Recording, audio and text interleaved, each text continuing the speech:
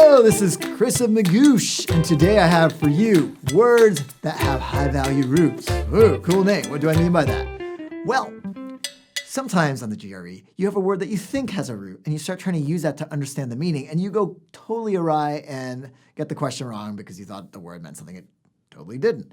But oftentimes, roots can really help us. And that's why I've chosen words where the roots all come together nicely and helps us remember the word.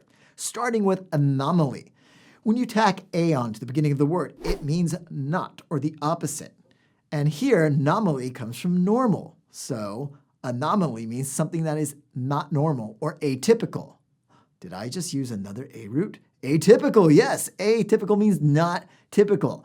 And so you'll see anomaly in a couple of forms, such as anomaly, of course, and also anomalous. Something that is anomalous is not typical. So the weather patterns recently have been pretty anomalous here in California.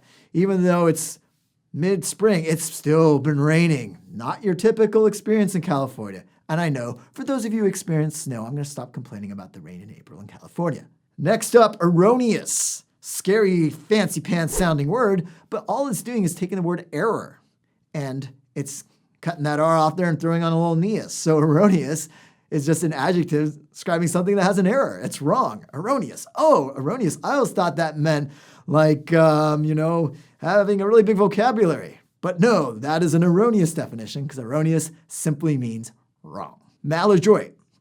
This one's a little more confusing. First off, we have to know what adroit means. But good news, if you speak French, adroit means, or adroit, I think that's how you would say it in French, but it means on the right-hand side, so using your right hand. So someone who's adroit is very skillful, assuming, of course, if you're right-handed, you're very skillful. Sorry, lefties, though I am a lefty, so sorry us. But with maladroit, though, you take the adroit skillful and you make it something bad. Mal means what? Mal means bad. So bad skillful? What is bad skillful? It means clumsy. Someone who is not good with their hands. So a maladroit attempt at something would be a clumsy attempt. And hopefully my attempt at defining maladroit was not maladroit. Next up, magniloquent. Yes, we got some loquent in there. What's loquent? Eloquent. Yes, has to do with speaking. Eloquent means speaking really nicely. Loquent just more generally speaking. What's magna mean? Like a magnifying glass? Well, you take something small and you make it very, very big. I'm going to take my words and I'm going to make them very, very big. Instead of saying, I like to use big words, you say, I am highly magniloquent. I like to use words such as magniloquent. And that's all it really means. Next up, prolific. So life, pro, many, lots of. So prolific means creating lots of something, usually a creative product such as music or art. So when I think of prolific musicians, I can think of folks like Miles Davis from jazz or Mozart from classical music. These were two people who could just create and compose piece after piece. Or an artist like Picasso, give him a canvas, 10 minutes later, you have a masterpiece. And he kept doing that for 70, 80 years, who knows how long. But that's the sense behind prolific. It's someone who creates a lot of an artistic output. Extemporaneous, cool sounding word. Let's take it apart. Tempor. Tempor means time. Ex means out of. I'm out of time. Uh-oh, see you next week. Well, not quite yet. Let's define this word.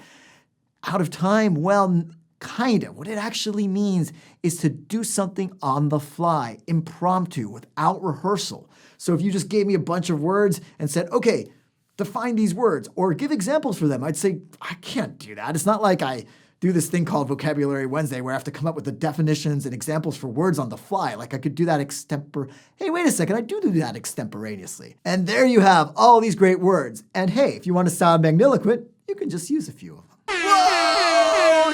Free stuff alert! If you want to improve your vocabulary and prepare for the GRE, check out our free GRE Vocabulary ebook. Not only is it a great comprehensive tool for learning more words, it's free. Get it at the link in the description below. And if you want more vocab videos, check out the ones on your left.